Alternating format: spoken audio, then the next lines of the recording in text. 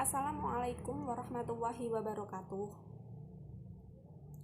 Yang terhormat Bapak Husni Mubarak MPD selaku dosen pengampu mata kuliah metode penelitian. Dan yang terhormat kepada seluruh teman-teman yang saya cintai dan saya banggakan. Baik, pada kesempatan kali ini saya Vicky Nuria Tolhah dari kelas 4 PBI A2 akan mempresentasikan mengenai proposal penelitian yang saya buat dengan judul penelitian Pembelajaran interaktif pada mata pelajaran bahasa Inggris di masa pandemi siswa kelas 7 SMP Negeri 1 Melongo. Baik, yang pertama adalah latar belakang masalah. Jadi alasan mengapa saya mengangkat permasalahan ini atau menggunakan judul ini, yang pertama adalah banyaknya hambatan yang dihadapi saat pelaksanaan pembelajaran di masa pandemi. Seperti yang kita tahu atau yang kita pahami sekarang bahwa adanya penyebaran COVID-19 di Indonesia ini menyebabkan pemerintah mengeluarkan kebijakan yang guna untuk menekan penyebaran COVID-19 ini. Kebijakan itu adalah mengenai tentang pelaksanaan pembelajaran secara daring atau pembelajaran secara online di masa pandemi. Namun pada pelaksanaannya pasti akan mengalami banyak hambatan atau timbul masalah-masalah karena memang masih banyak ya siswa, guru atau pelaksana pendidikan lainnya yang masih belum siap ya dengan adanya pelaksanaan pembelajaran online ini. Lalu yang kedua, siswa merasa bosan dan monoton sehingga keaktifan siswa dalam pembelajaran ini menurun. Jadi adanya hambatan, salah satu hambatan yang muncul ketika pembelajaran daring ini yaitu pembelajarannya itu bosan dan monoton sehingga siswa ini mudah jenuh ya. Jadi mereka tidak bisa mengikuti pembelajaran dari awal sampai akhir dengan baik. Nah, akhirnya berakibat apa? Akhirnya berakibat pada keaktifan siswa dan keaktifan siswa dalam pembelajaran ini menurun. Yang ketiga adalah rendahnya hasil belajar siswa kelas 7 SMP Negeri 1 Melongo pada mata pembelajaran bahasa Inggris. Jadi ya seperti yang kita tahu bahwa adanya permasalahan tadi yaitu siswa mudah merasa bosan atau merasa monoton dengan kegiatan pembelajaran gitu kan, sehingga keaktifan siswa ini menurun. Ini juga mengakibatkan pada rendahnya hasil belajar siswa, khususnya pada mata pelajaran bahasa Inggris siswa kelas 7 SMP Negeri 1 Melongo. Maka dari itu penelitian ini dilakukan guna untuk mencari solusi atau penyelesaian terbaik tentang harus bagaimana ya agar siswa ini tetap aktif, tetap pembelajaran ini tetap bisa dilakukan secara efektif. Selanjutnya adalah rumusan masalah. Jadi rumusan masalah pada penelitian kali ini, yang pertama adalah bagaimana konsep pembelajaran interaktif. Yang kedua, apa faktor penghambat pelaksanaan pendidikan di masa pandemi.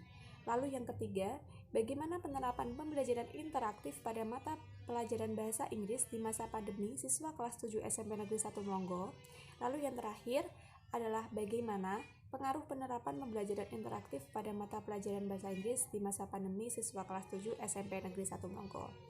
Selanjutnya, tujuan dari penelitian. Jadi tujuan pelaksanaan penelitian ini yang pertama, mampu mengetahui dan memahami tentang konsep pembelajaran interaktif. Yang kedua, mampu mencari solusi terbaik tentang permasalahan pembelajaran di masa pandemi. Lalu yang ketiga, mampu mengetahui bagaimana penerapan pembelajaran interaktif pada mata pembelajaran bahasa Inggris di masa pandemi siswa kelas 7 SMP Negeri 1 Melongo. Lalu yang terakhir adalah mampu mengetahui pengaruh penerapan pembelajaran interaktif pada mata pelajaran bahasa Inggris di masa pandemi siswa kelas 7 SMP Negeri 1 Melongo. Selanjutnya adalah manfaat dari penelitian.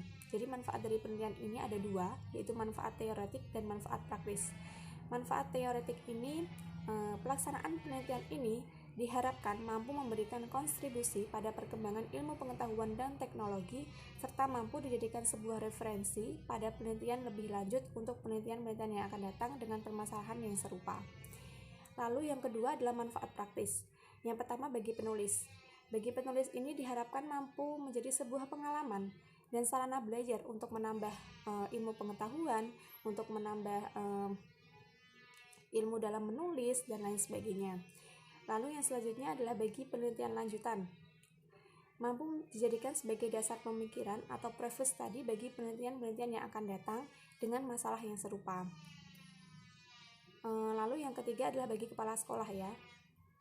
Jadi bagi kepala sekolah ini jadikan sebagai bahan evaluasi bersama guru khususnya pada guru mata pelajaran bahasa Inggris, untuk bisa mencari solusi terbaik tentang permasalahan yang dihadapi dalam pelaksanaan pembelajaran bahasa Inggris di masa pandemi. Lalu yang terakhir adalah bagi guru. Bagi guru ini dijadikan sebagai bahan pertimbangan dan juga bahan inspirasi untuk menentukan suatu model atau teknik yang akan digunakan pada pelaksanaan pembelajaran bahasa Inggris di masa pandemi. Baik, yang selanjutnya adalah penelitian terdahulu, teori yang relevan, dan kerangka pemikiran. Yang pertama, penelitian terdahulu. Dalam penelitian ini menggunakan beberapa previous study, namun yang saya ambil contoh adalah 2 penelitian. Yang pertama adalah penelitian dari Hasibun dan Damanik tahun 2020. Pada penelitian ini menyatakan bahwa pembelajaran interaktif sangat bermanfaat dan membantu dalam menghidupkan metode pembelajaran, khususnya secara daring atau secara online.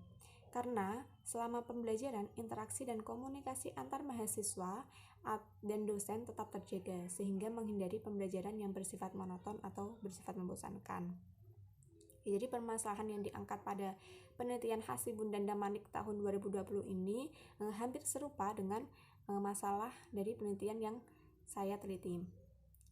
Selanjutnya adalah penelitian dari Widiantono tahun 2017. Penelitian ini menyatakan bahwa penerapan model pembelajaran interaktif dapat meningkatkan aktivitas dan pembelajaran siswa hasil dalam pembelajaran sains. Pada penelitian Widiantono 2017 ini juga memiliki permasalahan yang hampir serupa atau sama dengan permasalahan pada penelitian ini, yaitu penerapan pembelajaran interaktif. Selanjutnya adalah teori yang relevan. Yang pertama adalah pembelajaran bahasa Inggris. Seperti yang kita tahu bahwa kemajuan di era global seperti ini bisa dikatakan bahwa belajar bahasa Inggris merupakan suatu keharusan atau kewajiban agar kita mampu bersaing ya, bukan hanya di kancah lokal saja, namun juga di kancah internasional. Nah, maka dari itu adanya mata pelajaran bahasa Inggris di sekolah-sekolah seperti SD, SMP, SMA, ya bahkan di perguruan tinggi juga masih ada, karena memang pembelajaran bahasa Inggris ini merupakan suatu hal yang penting ya untuk dipelajari bagi generasi muda atau bagi siswa-siswi di negara ini.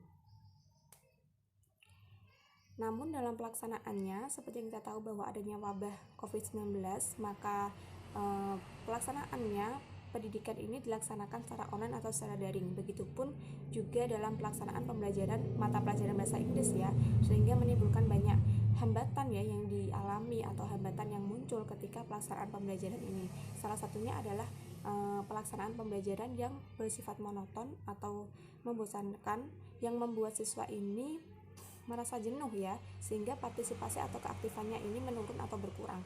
Nah, pada penelitian ini mengambil solusi atau mengambil penyelesaian permasalahan dengan menerapkan mencoba untuk menerapkan pembelajaran interaktif. Jadi konsep pembelajaran interaktif itu sendiri, pembelajaran interaktif merupakan pembelajaran yang dimana suatu konsep atau teknik di mana guru itu berperan untuk menciptakan suatu interaksi yang edukatif ya, interaksi antara siswa dengan siswa, siswa dengan guru, ataupun siswa dengan bahan ajar untuk mencapai sebuah tujuan pembelajaran yang diharapkan. Jadi pelaksanaan pembelajaran interaktif ini dipercaya mampu meningkatkan motivasi siswa dalam melaksanaan pembelajaran. Motivasi merupakan suatu hal yang sangat penting ya dalam suatu pembelajaran, karena adanya motivasi ini berarti membuat siswa itu semangat, membuat siswa itu cenderung merasa senang ketika melaksanaan pembelajaran, sehingga hasil pembelajaran pun lebih efektif dan lebih efisien sesuai dengan apa yang diharapkan. Selanjutnya adalah kerangka pemikiran. Jadi kerangka pemikiran ini berawal dari pembelajaran di masa pandemi atau pelaksanaan pembelajaran secara online atau daring yang mengakibatkan atau menimbulkan salah satu permasalahan, yaitu pembelajaran bahasa Inggris yang monoton atau membuat siswa ini cepat merasa jenuh atau merasa bosan ya, sehingga mencari suatu solusi atau mencari suatu metode pembelajaran yang dimana bisa meningkatkan keaktifan atau interaksi yang ada di kelas walaupun dalam pelaksanaan pembelajaran online, yaitu salah satunya adalah penerapan metode pembelajaran interaktif ya, yang diterapkan oleh guru terhadap siswa pada saat pelaksanaan pembelajaran bahasa Inggris di kelas. terutama di kelas 7 SMP Negeri 1 Melongo. Oke, yang selanjutnya adalah metodologi penelitian. Yang pertama adalah pendekatan atau desain penelitian. Jadi pendekatan yang digunakan dalam penelitian ini adalah pendekatan kualitatif dengan metode deskriptif. Jadi mengapa peneliti menggunakan pendekatan kualitatif? Karena memang data yang dikumpulkan nanti adalah data-data berupa deskripsi ya. Jadi bukan berupa angka yang diolah dengan statistik, tapi berupa deskripsi yang digunakan untuk menyocokkan ya antara realita di lapangan dengan teori yang ada dengan metode deskriptif. Selanjutnya adalah waktu penelitian. Jadi penelitian ini akan dilaksanakan pada bulan Agustus sampai dengan bulan November tahun 2021. Lokasi penelitiannya yaitu berlokasi di SMP Negeri 1 Melongo Jepara. Lalu subjek dari penelitian ini atau narasumbernya yaitu yaitu seorang guru bahasa Inggris dan siswa kelas 7 di SMP Negeri 1 Melongo. Selanjutnya adalah sumber data yang akan dikumpulkan ya. Sumber data yang akan dikumpulkan ini berasal dari dua, yaitu data primer dan data sekunder. Data primer ini merupakan data utama ya, data yang paling kuat ya, data utama untuk mendukung penelitian. Data primer ini berasal dari yang pertama hasil wawancara pada narasumber. Jadi peneliti ini akan melakukan wawancara kepada narasumber. Yang kedua adalah hasil observasi yang dilakukan oleh peneliti itu sendiri.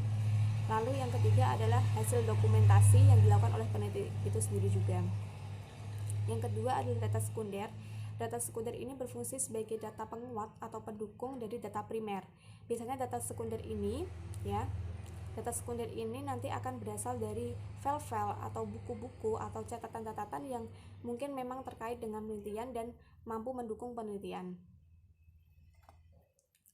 Selanjutnya adalah metode pengumpulan datanya. Di sini peneliti menggunakan 3 metode. Yang pertama adalah wawancara. Jadi wawancara ini dilakukan kepada narasumber untuk memperoleh informasi, persepsi, dan respon dari narasumber itu sendiri yang bisa mendukung penelitian. Lalu yang kedua adalah pengumpulan data yaitu berupa observasi, yaitu di sini dilakukan oleh peneliti itu sendiri untuk melakukan pengamatan ya terhadap segala fenomena ataupun peristiwa yang terjadi selama pelaksanaan penelitian.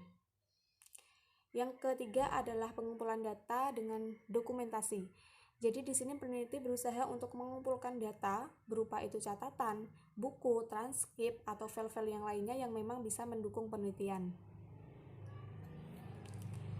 Selanjutnya adalah analisis data.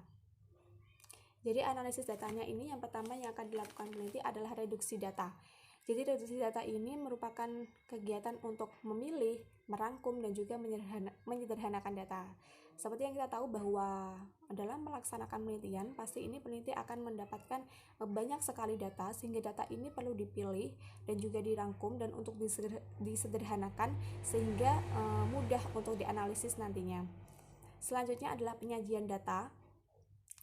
Jadi di sini peneliti membuat data ini menjadi terorganisasi dan terhubung agar apa? Agar data ini mudah dipahami oleh peneliti sehingga juga bisa mudah untuk dianalisis nantinya. Selanjutnya adalah kesimpulan dan verifikasi.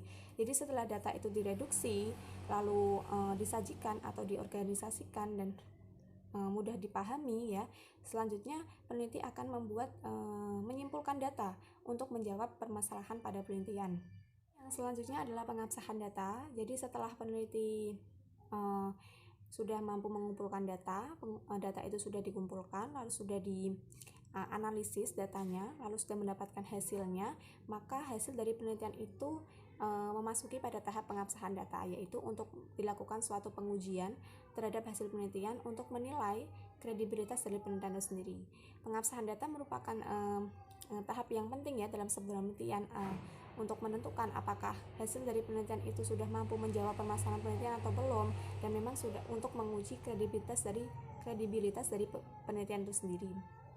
Adalah instrumen wawancara, yaitu pedoman yang digunakan penulis berupa garis besar permasalahan yang ditanyakan pada narasumber. Jadi sebelum peneliti ini melakukan wawancara atau tanya jawab terhadap narasumbernya, ini peneliti harus menentukan atau menyiapkan instrumennya, yaitu pertanyaan-pertanyaan seperti apa yang akan diajukan kepada narasumber. Lalu yang kedua adalah instrumen observasi, yaitu instrumen ini berupa situasi atau proses pembelajaran mata pembelajaran bahasa Inggris. Jadi peneliti ini akan melakukan pengamatan atau peninjauan secara langsung tentang bagaimana pelaksanaan pembelajaran interaktif pada mata pelajaran bahasa Inggris pada siswa kelas 7 di SMP Negeri 1 Melongo. Lalu yang terakhir adalah instrumen dokumentasi, di mana pedoman yang digunakan untuk mengumpulkan data-data pendukung penelitian. Jadi peneliti ini akan mengumpulkan file-file ya yang berupa buku, catatan, transkrip atau lain sebagainya yang memang bisa mendukung penelitian. Sekian yang dapat saya sampaikan mengenai proposal penelitian yang saya buat. Kurang lebihnya saya mohon maaf apabila ada salah-salah kata. Wabillahi taufiq wal hidayah. Wassalamualaikum warahmatullahi wabarakatuh.